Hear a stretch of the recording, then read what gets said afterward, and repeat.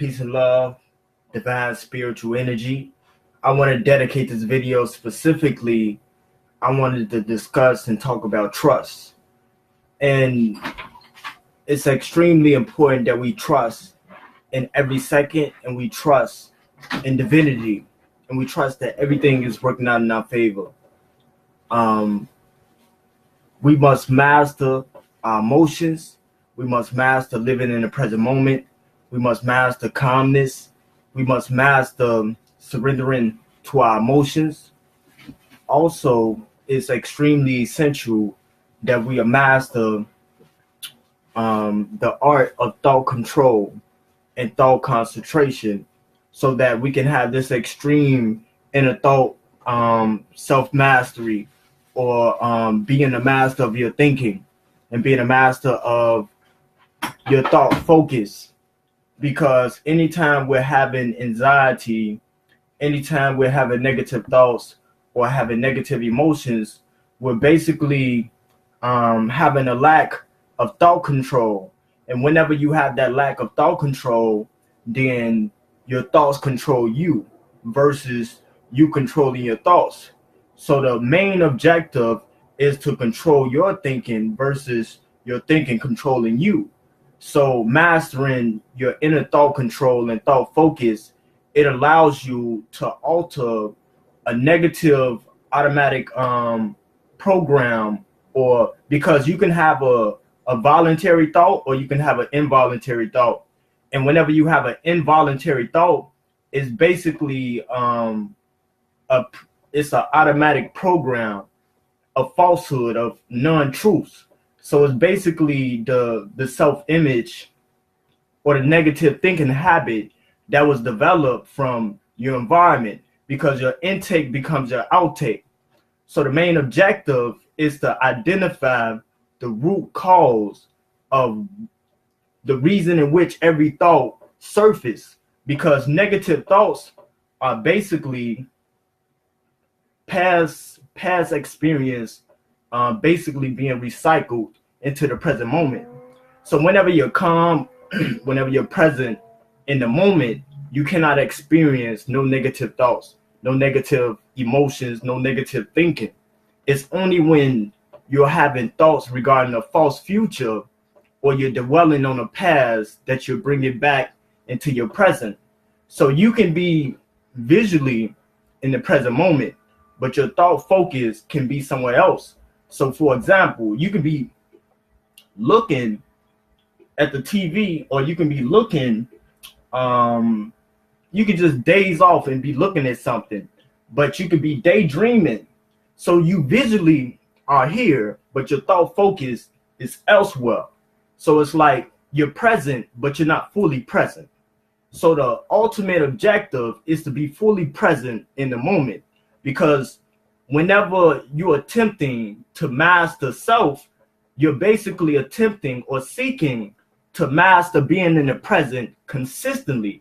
So sometimes the brain overthinks what the heart already knows, or the brain just overthinks and prevents us from acting, because we're becoming so self-conscious, so self-analyzing. So whenever we allow ourselves to do, or to move on spirit, or to flow, it's like a cat.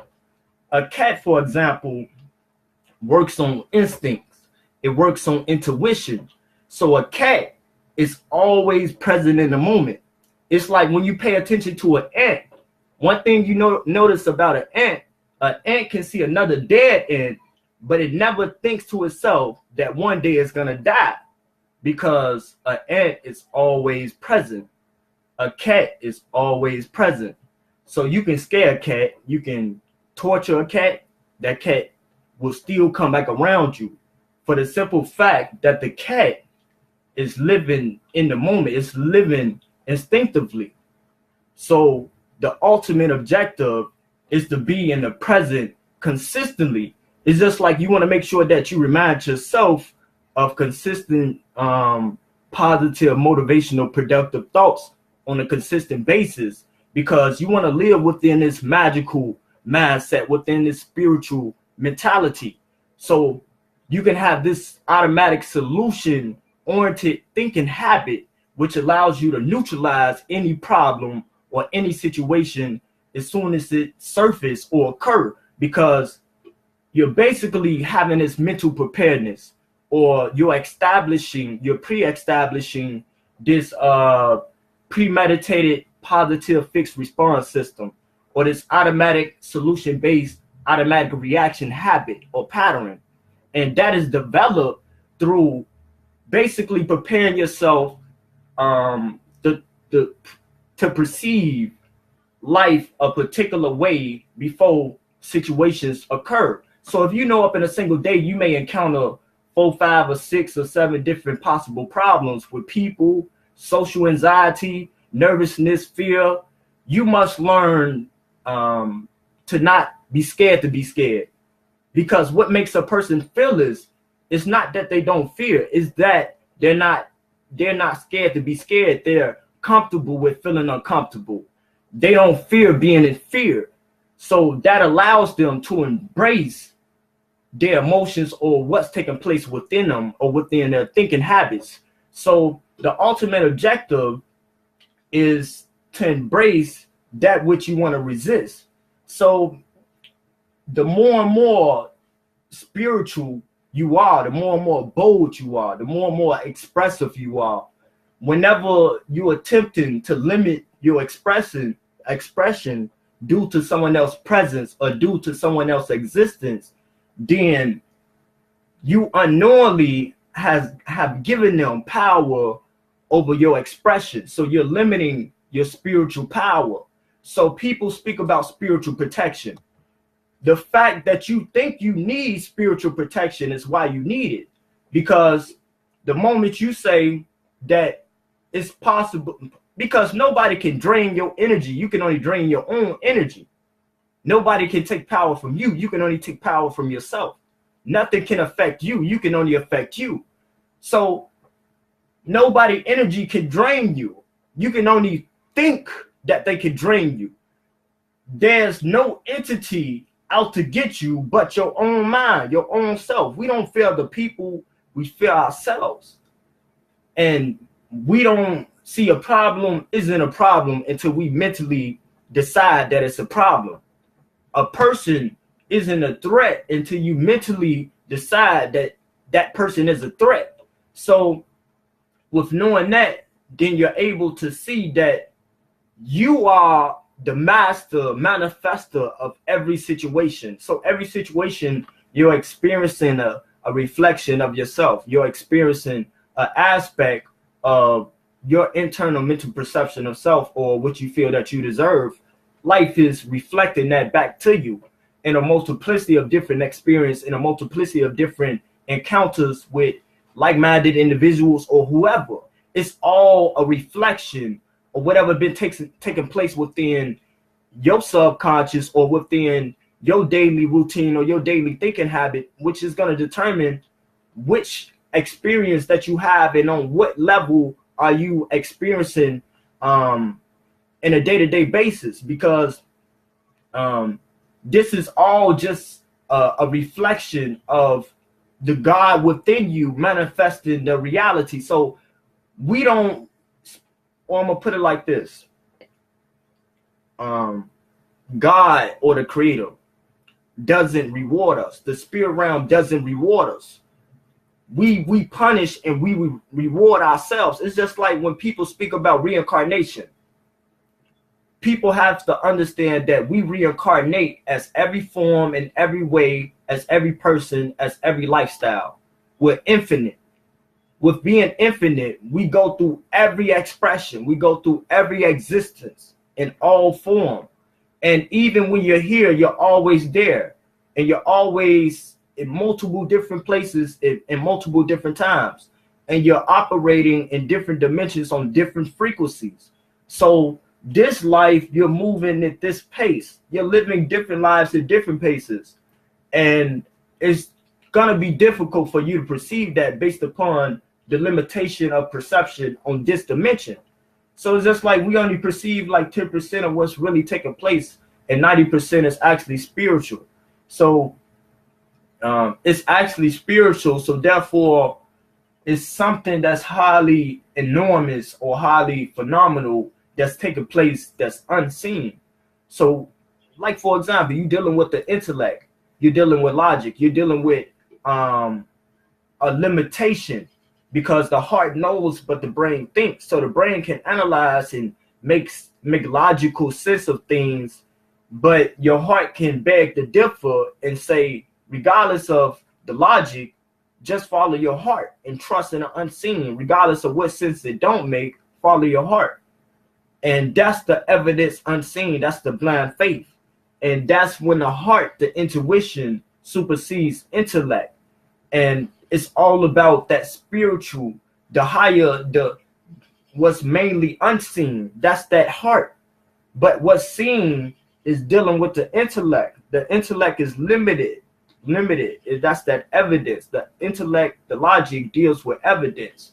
But when you're dealing with the heart, you're dealing with what is mainly dominant in this reality, which is the unseen. So trust is a essential key thing when it comes to becoming a master of yourself or becoming a master of your reality. Because when you're dealing with trust, it's basically having confidence in the way in which you behave, in the way in which you speak, in the way in which you walk, the way in which you talk. It's all a reflection of the trust that you have within yourself towards yourself. Because confidence is basically trusting in your ability to perform a particular action effectively and efficiently. So you want to have this trust because everybody is highly self-confident naturally, and you have to speak it into existence and don't say that I'm not that confident, I'm building confidence, or I'm gonna be very confident one day, or I'm working to be confident. Don't say nothing like that. You have to speak into existence that you are highly self-confident if that's what you seek. If you don't want to be not highly self-confident, you can't speak that as a truth or as a reality. You have to live as if that is not even a aspect of your thought process, as if that's not even a reality. And you have to speak, think, and live as if the only thing that's your reality is that you are self-confident and that you are extremely powerful, because the only limitations are the ones we dare to place upon ourselves. So the limit is not even a limit.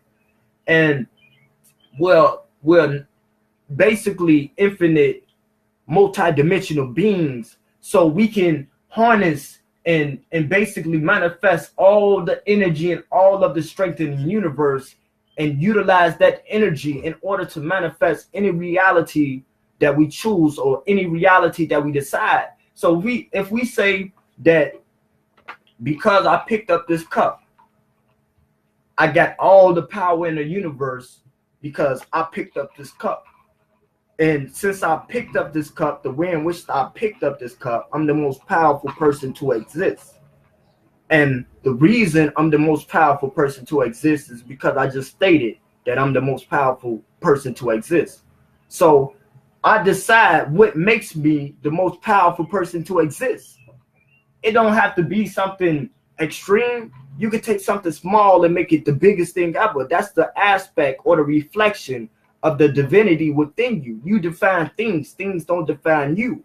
So you have the ability to define and to create alchemy, or to redirect or to recreate the definition or the meaning of what is true as your reality. Because remember, whatever you believe to be true impregnates your subconscious, which is gonna give birth to that truth in the form of your life experience. Because whatever is being embedded, because the subconscious is always recording every detail of everything that's taking place in your reality. So the subconscious is always reflected back to you in your experience. Your subconscious, aka your super spiritual conscious, is always being reflected back to you what has been embedded into your subconscious from your experience on a day-to-day basis, or from your thoughts, or whatever it may be. Is all being brought back into your subconscious, which is manifesting those thoughts or that intake into your life experience on a daily basis. So your intake becomes your outtake. and what you take in is gonna be reflected back to you in your life experience. So the key is to always make sure that you are concentrating on your thought focus or your choice of thoughts, and know the difference between the program false you versus the true you, and the negative thinking voice versus the truth thinking voice or the positive thinking voice, because it's a voice that's not yours. It's a voice that's critical, that's negative in its thinking or negative in its approach. And you have to be able to distinguish and detach yourself from certain thoughts, and know how not to judge certain thoughts, and know how to not hold certain thoughts hostage, and to release it and allow it to come and disappear, and basically not hold on to it. Because sometimes we have a negative thought and we think because we have it that we are that negative thought, or we think because we have that negative thought that we're supposed to feel this particular way, or we feel that because we have this negative thought that now I'm supposed to have a negative experience or a negative emotion, or now I'm supposed to have a negative thought on top of another negative thought because I had that other negative thought. So therefore I'm having another thought about another thought about a thought. And it's like a ripple effect, really. It's like when you get to overthinking, you're overthinking, or worrying on top of worrying, you get to having this ripple effect of a thought that's leading to another negative thought, leading to another negative thought, etc., etc. So the key is to be able to identify the root cause and the reason in which it led up to having multiplicity of different other negative thoughts. And when you can catch that, then you can automatically reverse it. And not only that, you can tell yourself 4 or 5 positive things just for one negative thing that you think. And also, when you're dealing with mastering thought control, you're talking about having thought concentration or thought focus, basically listening to your inner conversation and focusing on your inner self focus. And you can be so focused on the outside reality that you forget to take heed to what's taking place on your inside reality. And also with that thought focus, you want to make sure that you have voluntary thoughts, because you can have automatic program, the involuntary thoughts, or you can have the voluntary thinking. And the voluntary thinking can redirect the involuntary thinking. So the involuntary thinking is the automatic, but you're customizing it by your voluntary approach, because now you're basically steering it. Like if it drip off this way, you're converting it back this way based upon your awareness of focus of thought and that voluntary approach of thinking. And so that's just another key, but also just living from the inside out and making sure that you're not living from the outside in. Just things of that nature, Let me see. Anybody got any questions? Any questions? Any requests? Any questions? Let me see.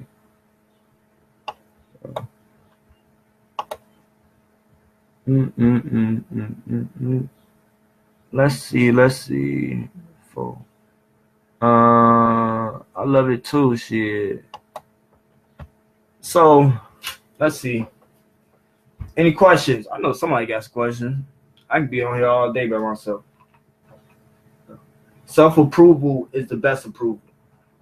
Always live accordingly to your own standard of success. Always live accordingly. Thank you for the compliment. I wish I knew how to say your name.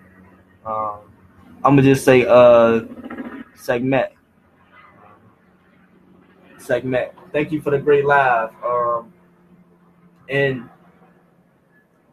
the truth is that being authentic, being bold, because basically people have this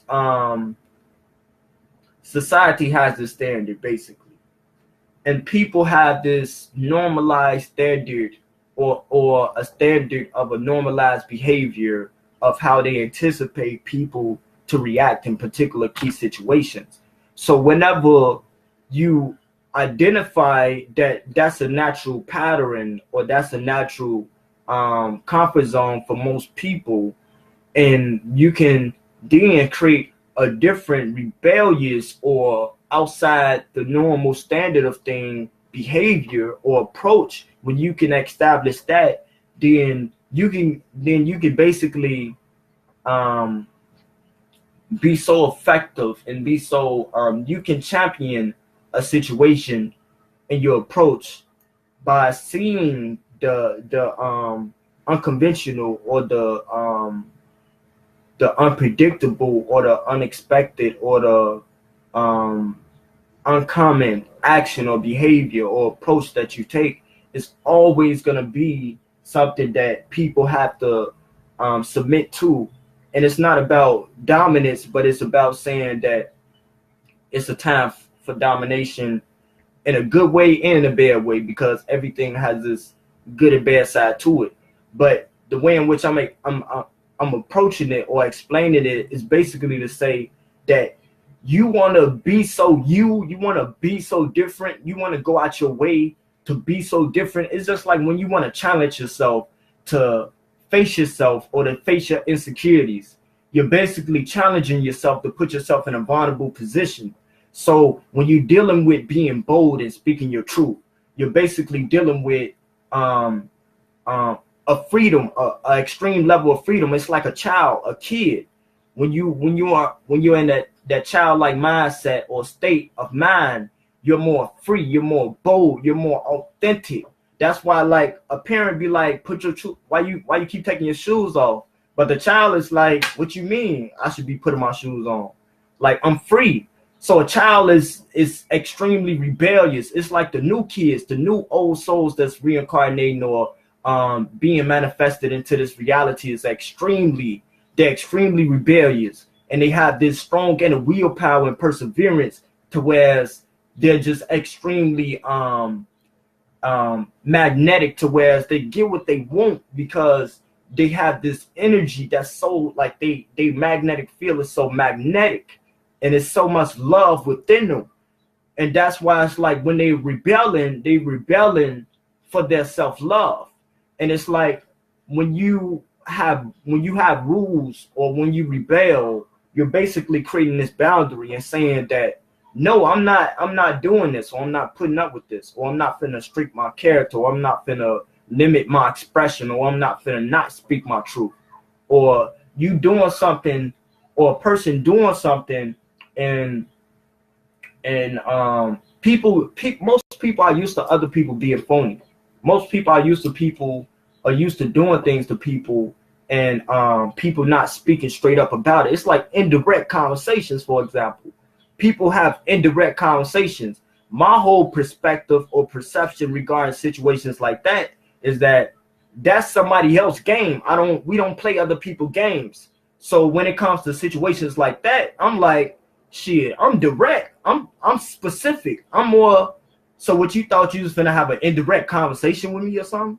Or what, you think you tough or anything of that nature? It's more direct, dealing with honesty, because love is all based upon communication, and communication comes from that understanding. I mean, communication creates understanding, and understanding creates compassion. So if I'm dealing with an individual, I take an indirect conversation into a direct conversation, because if I'm not gonna sit back and go back and forth and play this mind game. I could, but that's not my ultimate objective. So I'm more straightforward. I'm simple. Simplicity is the highest form of sophistication. So I'm more shit. So instantly, as soon as I see that a person is taking a conversation left and not right, I'm like, shit. So I instantly get serious. I don't take it personal, in a sense. I'm gonna hold on to it after I walk away, because you gotta have attachments to some extent, and you gotta know when to be attached and whenever to be detached. So whenever you attach, you're basically holding on to something, or you're taking it personal. So we shouldn't take things personal, but sometimes you should take shit personal for that moment, better yet. But my whole thing is, so like, okay, so you think because I was moving in my flow that it has something to do with you or whatever? It's more, you have to be more bold, more assertive, more straightforward, more expressive. You can't think and allow this you can't allow this this communication that's going without being said, in a sense. You can't allow this indirect conversation to keep going on, because remember, it's somebody else's game. It's not our game. So the moment you play it, you're setting yourself up for failure to some extent, or you're setting yourself up for a prolonged conversation that doesn't have to be intense, or it doesn't have to be disorganized, or it doesn't have to be something that's negative, or something that's that's basically disorganized. You should make sure, because you define the situation don't define you. So you want to dictate the pace of the conversation. You don't want to allow somebody else's agenda to throw you off of your agenda. So my agenda is positivity, is love.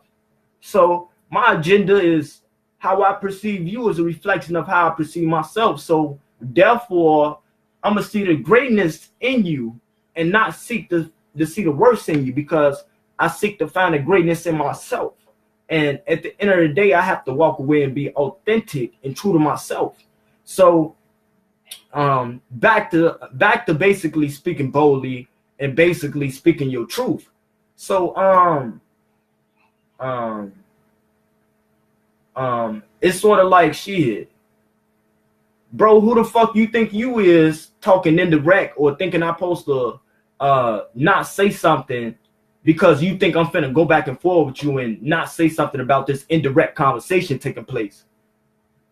Because in the end, I don't give no fuck about how you feel. So I'm not finna sit and have this unnecessary conversation. We grown ass men. That's how I look at it. That's how I go about the situation. That's how I go about the conversation. And not only that, I speak my truth, but I'm always analytical. I'm always intellectual. I'm always calculated in my approach. So I'm a show my veins. I'm a show my teeth. I'm a show my darkness. I'm a show my savage animal nature.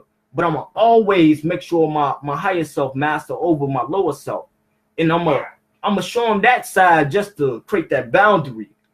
But my ultimate objective is to create that boundary and then let them know my ultimate intent, my ultimate end goal of me having this bold approach is basically to say, shit, I'm not finna sit here and go back and forth while you disrespecting me, and I'm just finna sit here and play this indirect game of secretiveness and not fully being honest and not fully being blunt. I'm too real for that shit. I ain't got the time. When you have a rare mind, you're not meant to be around rare people or rare conversations or rare situations. I mean, no, you're not meant to be around average conversations or average people or average situations. Rare people are meant to be around other rare people or rare conversations and rare situations. And what's rare and what's special is a limited edition.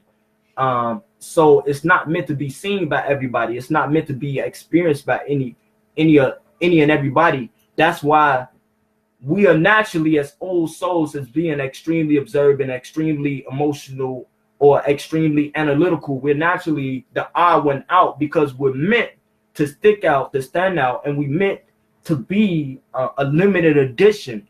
That's why we're not meant to be highly rated. We meant to be underrated at first, and then we blossom and we pop out of nowhere.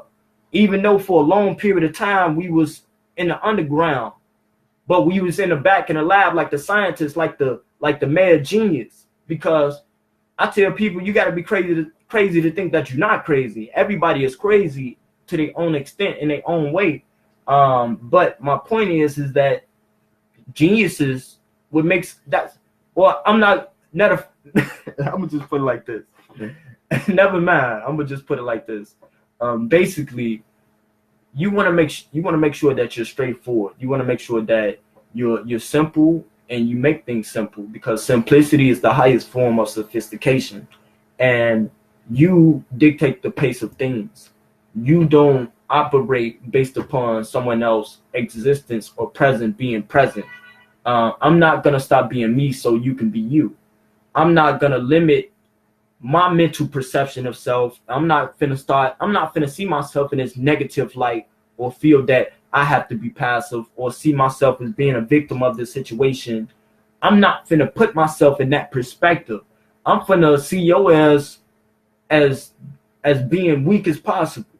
If that's what it takes for me to build my confidence back up in that moment, and I know that I got a big heart and I'm extremely intelligent, extremely observant, extremely positive, and I know that I ain't do shit to nobody, then I know that shit.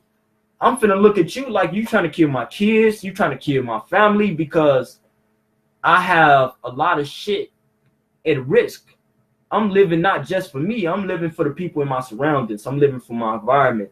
So since that is the case, a person can threaten my life, but what they don't know that I know is that anything can just happen to a spiritual, intellectual, analytical old soul, because we're chosen. So when you have this old soul, you're a chosen soul.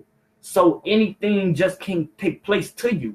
So a person can threaten your life, but you have so much spiritual support and spiritual energy surrounding you that you would never be at a specific place at a certain time, or they would never be in sync with you to even get up on your frequency to resonate in order for that to take place, because you would be too much on a higher frequency. And what they're talking about is on a lower frequency. So it's like, it's just talk, because for you and that individual to even have that conversation, y'all have to link up on that frequency, high frequency. So if they dealing with a high frequency or somewhat high frequency, then what they're talking about doing is not living up to their consistent philosophy or lifestyle. So therefore, their spirits or the spirit realm is not going to work out in their favor, because they're not on a level, or they're not in line, not on their frequency that they consistently be on, that the ancestors consistently support them on. So the key is just basically to know that everything is frequency and vibration. So always be aware that every situation is reflecting back you to you. Every situation is working out in your favor. Everything is working out for your highest good. Never doubt your doubts, but never doubt your faith. Everything, remember, the spirit realm doesn't punish us. The spirit realm doesn't reward us. Reincarnation is not a punishment. It's not a reward. Life, you don't succeed, and life, you don't fail. You're basically divinity playing a game with divinity. Because remember, you can only become who you already are. So at a specific moment, something someone say or something someone do will spark something and awaken a new aspect of yourself, your DNA. So everything you learn, you don't really learn. You're basically realizing a truth that already exists within you. So you're bringing to the surface what you already know. So it's just like you can only comprehend what's within your perception. Anything outside of your perception or anything outside of your comprehension, you cannot perceive. You can only perceive what's within your comprehension. So the reason you can only understand what's within your comprehension is because it's already within you. That's why you can comprehend it. So you're already intelligent. You're already successful. Yeah. Who? No. Yeah. Yeah. Tell her I say happy birthday. No.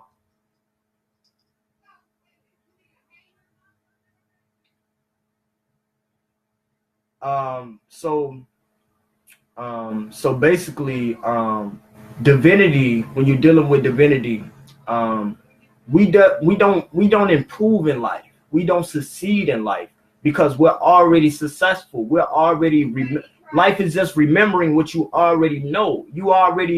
It's not a success or improvement of revealing or bringing to the surface what's already there. It's already there. So bringing it to the surface is not succeeding in life. It's not improving in life. So in life, you don't improve. You don't succeed in life. You don't fail in life. Life is just, you're already successful. It's like you plant a rose seed. That seed is going to blossom into a rose. everybody's seed is different. Some people meant to be on drugs. Some people meant to be Christians. Some people meant to be killers. Some people meant to be conscious. Everybody isn't meant to be conscious. Some people have different seeds planted.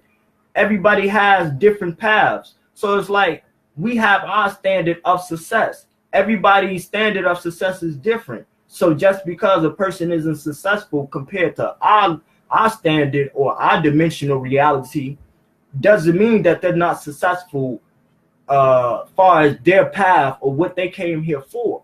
Because in order for you to have good, you have to have bad. So some people came here for good, some people came here for bad. So you can try to talk and tell bad people that they should be doing good, but really that's a falsehood. Really, that's incorrect, because they should really be doing what they're doing.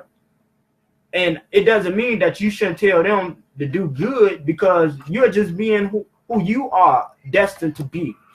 Someone positive, someone good. So you're supposed to encourage the bad to be good. Like the bad supposed to encourage the good to be bad. So and not only that, the more and more you say you want to be a good person, the more and more you're saying that you want to be a bad person, because you can't have good without bad. So when you say one implies the other, left implies right, good implies bad, up implies down. So with that, silence implies sound. Sound implies silence. You can hear sound, you can hear silence. Silence come out of sound, sound come out of silence. What is isn't, what isn't is. What you do know, you don't know. What you don't know, you do know. Which is how you know that you don't know it from you knowing it and not knowing it at the same time, because divinity knows so much that it knows so less, and it knows so less that it knows so much. It's perfectly imperfect. It's imperfectly perfect. So with divinity is the game, the name of the game is separation, the illusion.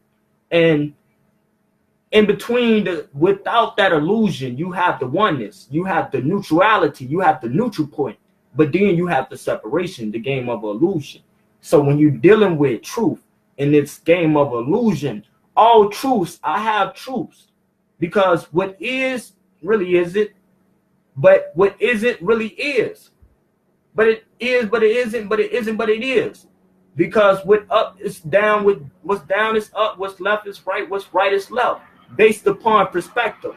So you can be right on your dimension, wrong on somebody else's dimension. They could be right on their dimension, but wrong on your dimension. But y'all both right and y'all both wrong. All truths, I have truths. All things that's unnatural are still natural. It's just a part of the process. It's the duality. It's the balance. It's the what is isn't, what isn't is. It's the law of polarity of two different degrees or two different polarities of the same one thing. So it's the oneness. So when you're dealing with, okay, it's like when people speak about, right, it's the nothingness. And within that nothingness produce the somethingness. But the something is so something that is nothing. And the nothing is so nothing that is something. And vice versa. So it is, but it isn't. It isn't, but it is. But that's the neutrality. That's the neutral point. And it's like when people speak about, okay, if you speak about other races, other skin colors or skin tones or things of that nature, and you say that it's ungodly, it's nothing that's ungodly. It's like, okay, let's say black people are gods, they're divine, and other skin colors are ungodly. Let's say how people say, right? But what sense do it make if you're so godly being oppressed by something so ungodly? How ungodly could they be, and how godly could we be if we're being oppressed by something ungodly and we so-called are so godly? How godly could we be if we're being oppressed by something ungodly? But it's nothing ungodly, because God only make God things. Everything that's created is created out of the one. And the one is all things. All things are only one thing. It's no such thing as plural. It's no such thing as more than one. It's only one thing that's being expressed in a unlimited amount of ways. So everything is godly, everything is divine. And when you understand and understand that everything is in divine order, then you know that there's no mistakes, and you know that everything takes place because it's meant to take place. That's why it's possible. It's possible because it's meant to take place. That's why it takes place. Woulda, coulda, shoulda doesn't matter. That's why it's woulda, coulda, shoulda. The only thing that matters is what took place. The future is, or the past is woulda, coulda, shoulda. But that don't even exist. Only the present moment exists. So the woulda, coulda, shoulda is irrelevant. But the ultimate perception of this reality is the neutral point. It's the in-between. It's the oneness. And it's not picking side. Because everything I agree with, I disagree with. And everything I disagree with, I agree with. Because I understand that all truths, I have truths. And everything that is, isn't. I now understand, like, even though the Bible was used for malicious, negative intent, it still has a lot of wisdom and great principles in it. It's still one of the most spiritual books there is. And when you understand the myth aspect of it, or the aspect of it that's not meant to be taken literal, and the wisdom and the esoteric understanding of it, then you understand the depthness of the Bible. But most spiritual teachers and leaders would agree with my sentiment or that statement, but they wouldn't just like with an urgent approach to just tell everybody that, because everybody would just, they wouldn't want everybody to misconstrue what they saying, their ultimate intent or objective of stating it. So my ultimate objective of bringing up the Bible is to say that it speaks a lot about contradiction, but the contradiction is really basically explaining that everything that's true is not true, and everything that's not true is true. And it's basically just explaining how everything is that isn't, and everything that isn't is. So it's a time and it's a place for everything. So remember that you're just having fun. Everything is working out in your favor. It even work out in your favor to not work out in your favor. So doubt your doubts, but never doubt your faith.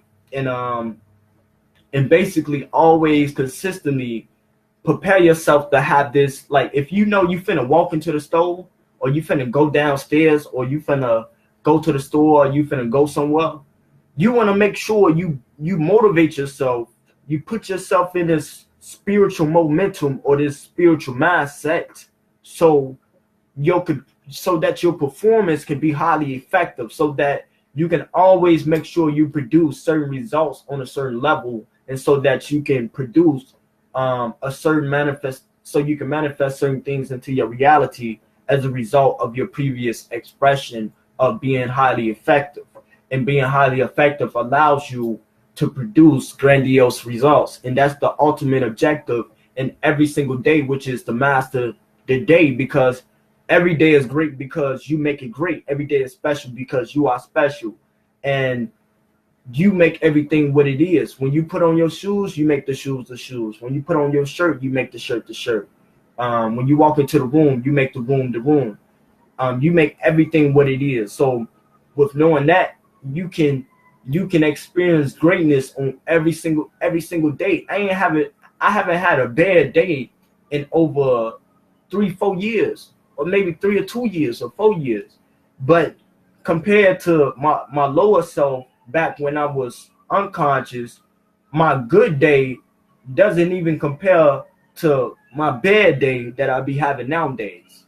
My bad day is still way better than my greatest days back then when I was in my lower self. Why? It's because I speak into existence the reality that I'm gonna experience as soon as I wake up. So it'll get to a point I'll be woke for only 5 seconds. I'll be woke for only 10 seconds. And I'm already telling myself I am powerful. I am mentally bold. I am mentally strong. I am highly intellectual. I am highly intelligent. I am mentally wise. I am mentally filled with inner strength. I am perseverance. I am resilience. Or anything. I am self-love. I am self-control. I am calmness. I would tell myself a multiplicity of different things as soon as I wake up.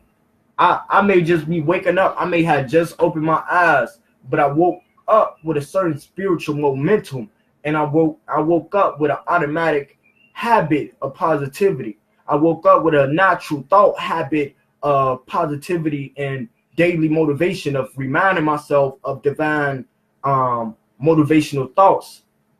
And that is the ultimate objective to mastering self and to building up a positive self-image and solution-based thinking habits is through the daily repetition. Because remember, the more and more something is repeated, the more and more psychologically you become accustomed to that which is repeated constantly.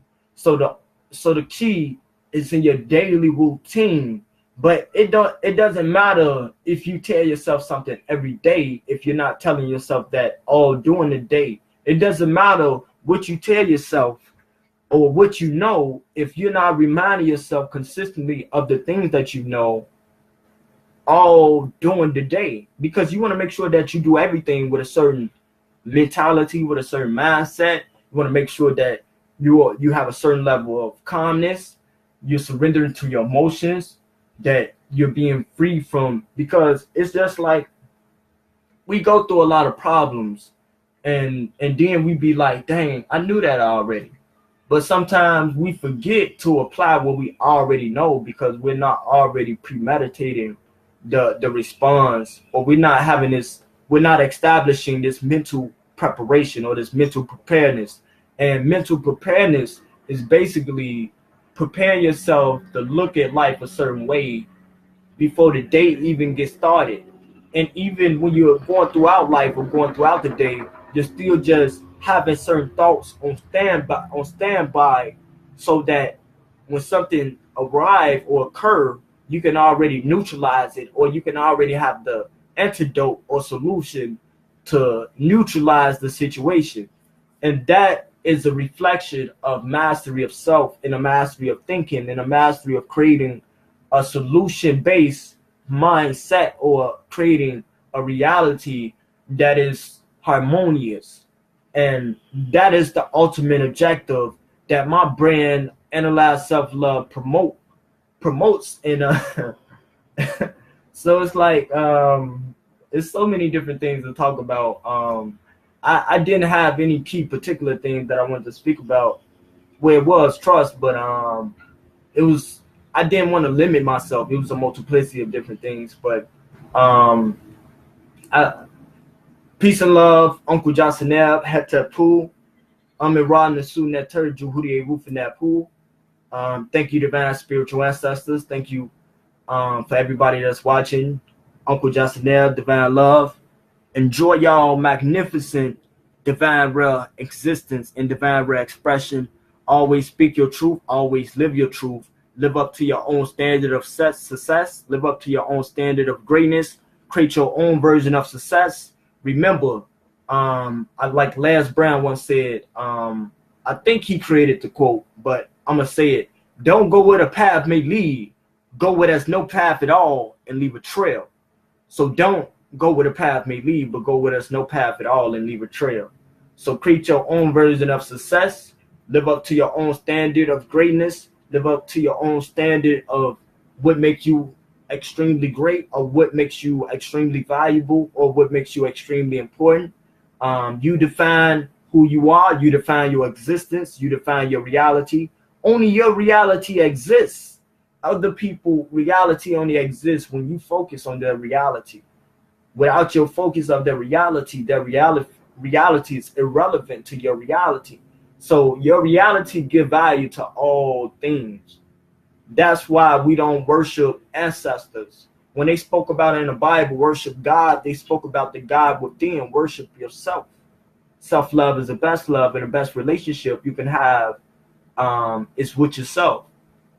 And that's what it's all about. Knowing that a lack of relationship with self is a lack of relationship with anyone else.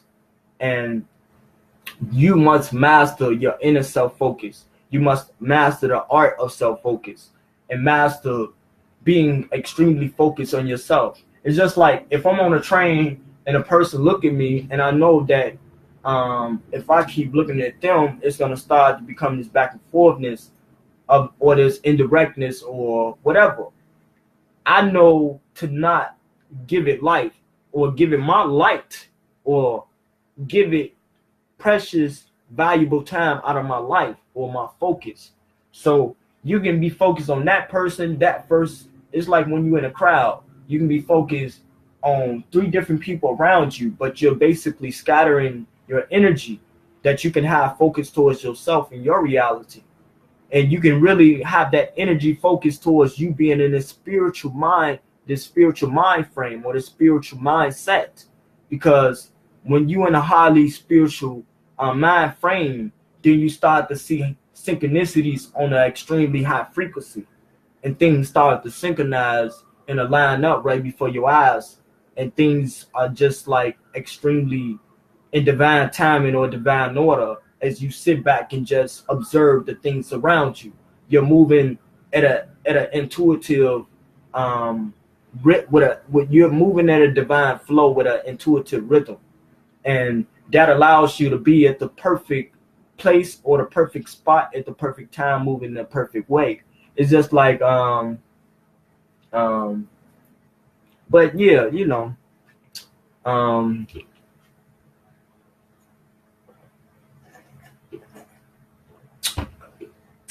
so tired. But peace and love. Y'all enjoy this magnificent, grandiose, beautiful day. And love yourself. Self-love is the best love. Self-approval is the most important approval. And you are the master of your reality. And you define every situation. Nobody can dominate you in your reality. You can only dominate yourself. We don't fear the people, we only fear ourselves. Strength that we see in other people, we only place in other people with our thoughts. That strength is really within us.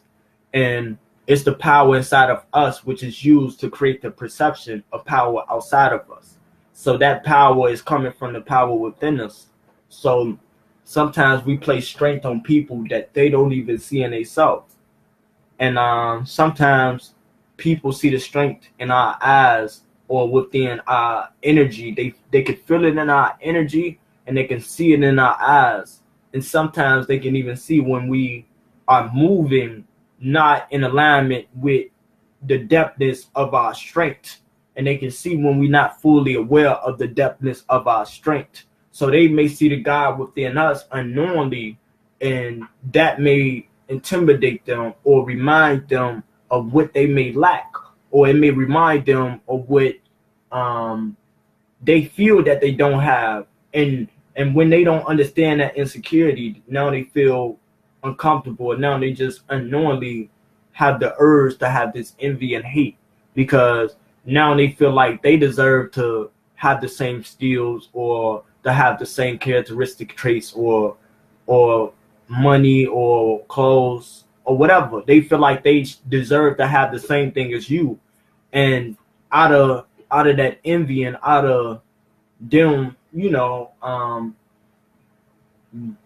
being reminded of what they lack through seeing the contrast of what they don't have through you, they are urged to respond negatively in order to reassure themselves of who they are. So now they have something to prove to themselves and others. So now they have to attempt to bring you down in order to build themselves up. So hurt people loves to attempt to hurt people, and hurt people don't hurt people.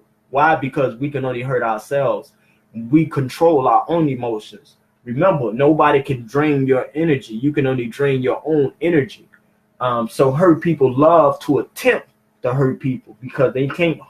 We can only hurt ourselves. So,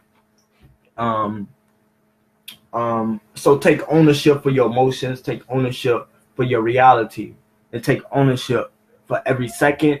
And move at your own plate. Move at your own pace, and move. Basically, be bold. Speak your truth, and be unlimited. Be limitless. Peace and love. Hatap Pool.